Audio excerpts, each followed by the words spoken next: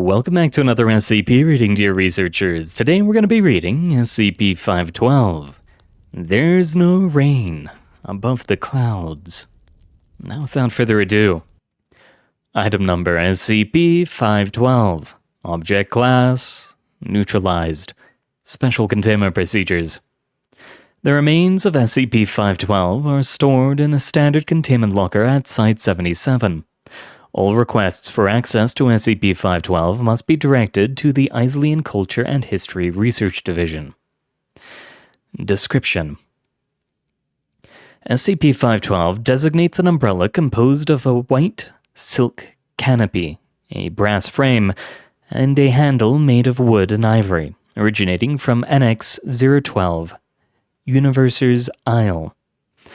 A non-anomalous good luck charm, traditionally affixed to Isleyan farming tools as a superstition to improve crop yields, is attached to SCP-512's canopy.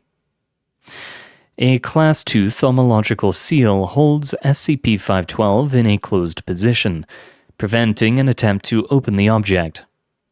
Apart from this seal, although the armature beneath SCP-512's canopy cannot be fully observed, no structural or mechanical anomalies likely to prevent its opening have been observed from the outside.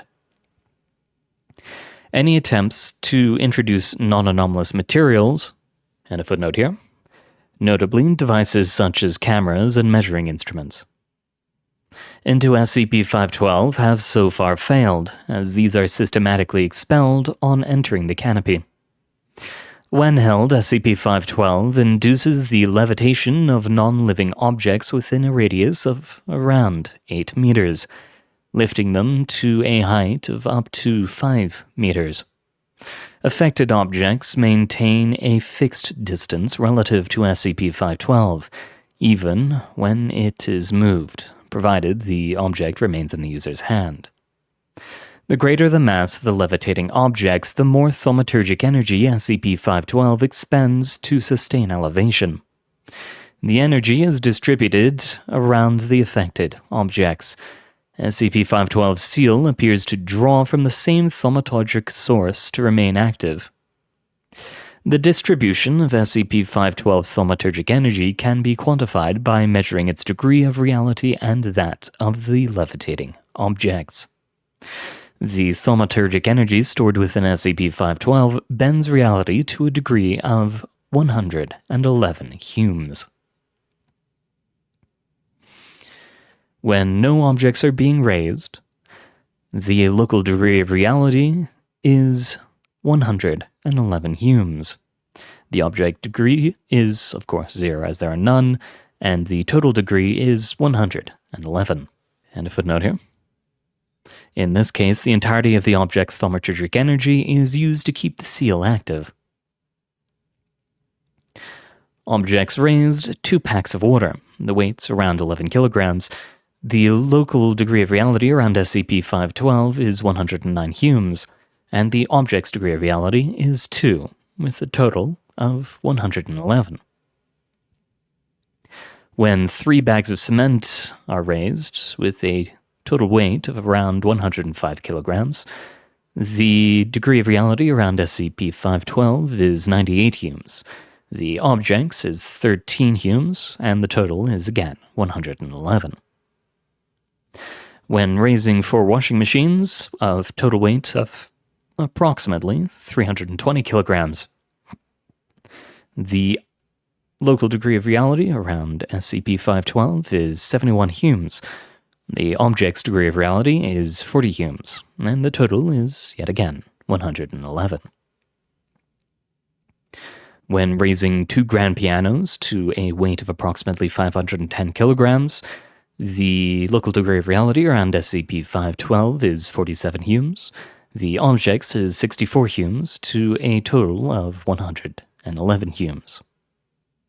When raising 5 boulders of weight 820 kilograms, the local degree of reality around SCP-512 is 9 humes. The object's is 102 humes, and the total is 111 humes. It is currently assumed that levitation represents only the initial aspect of SCP-512's overall properties. Its true nature is not expected to be fully understood until the object is open. Further research is ongoing. Addendum 512.1, Incident 512.1. In order to study SCP-512 in its open position, the decision was taken to deactivate its thaumaturgic seal by locally reducing the degree of reality to 2 Humes. And a footnote here. A baseline degree of reality at which current normality is set. Via the levitation of a significant mass of objects. In this way, the entire thaumaturgic energy is concentrated on the levitated objects, thus depriving the seal of its supply, without risk of altering SCP-512's anomalous properties by means of thaumaturgic rituals or tools. Begin log. A boulder is introduced via an elevator into the containment chamber. A Class D personnel and SCP-512 are already present inside the chamber. Dr. Jansen. Very well. D-8975, we will begin. You are authorized to hold the umbrella. At the moment, D-8975 takes SCP-512 in hand. The boulder starts to levitate in the air. Please report the value you see on the container wired to the umbrella. D-8975. It's reading 91 Humes. Another boulder is brought in via the elevator. You may proceed. The same operation is repeated several times until SCP-512's degree of reality is lowered to values never before reached. 6 Humes. We will bring in the 7th and final boulder. The last boulder is brought in via the elevator. D-8975, you will logically be able to open the umbrella once the counter reaches around 2 Humes.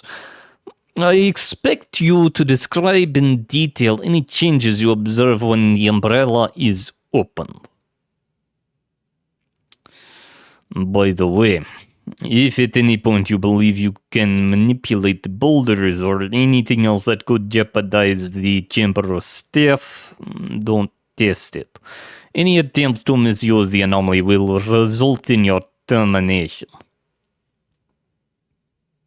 Do you understand me clearly? Crystal clear. Please approach the boulder. The boulder begins levitating. The counter reads 3 Humes, and the number continues to slowly decrease. Try it. Open the umbrella. When D-8975 opens the umbrella, the 7 levitating boulders begin to fall, one of them towards D-8975. A small piece of paper falls from the now open SCP-512 canopy. Oh God! End log. Following Incident 512.1, SCP-512 was reclassified as neutralized. SCP-512 is believed to have had its anomalous properties deactivated during the brief window in which it remained open prior to neutralization. Addendum 512.2, Isolian Usage Notice. The following is the paper note that remained inside SCP-512 until it was opened during Incident 512.1. Umbrellas of Irrigation. Preface. The Venerable Isolian Peasant Society doth present unto all its members a most wondrous umbrella enchanted by the hands of the kingdom's most learned magicians. By virtue of its powers, water riseth of itself without labour, doth suspend in the air, and fall anon upon thy lands at thy command. No need to raise rain-making squids, nor to toil beneath the burden of buckets. This marvellous contrivance causeth rain to fall upon thy lands as if the very clouds obeyed thy bidding. Employment.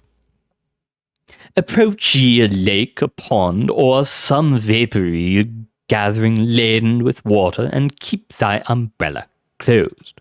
The water of the vicinity shall then ascend of itself into the air. Await that the desired quantity be suspended, which shall follow thee faithfully so long as said umbrella remaineth shut. Proceed upon thy cultivated lands and open the umbrella. The water shall fall again upon the crops, and thou shalt remain dry underneath thy canopy. Complaint. Should any inconvenience arise, you are to deliver this voucher unto the Isleyan Peasant Society, appending thereto a written declaration of your complaint. The umbrella do rise not but water, nay, it pull up all things close by. Be mighty vexing to use.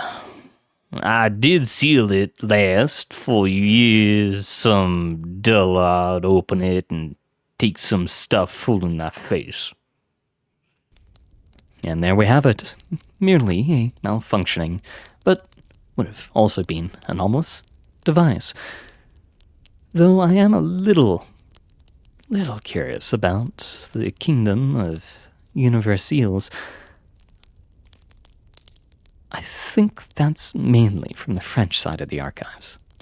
I'll see about it if we can read further into it, but we might not be able to. Either way, thank you very much for coming. It's been an honor reading for you. Good luck out there, and I hope to see you all next time.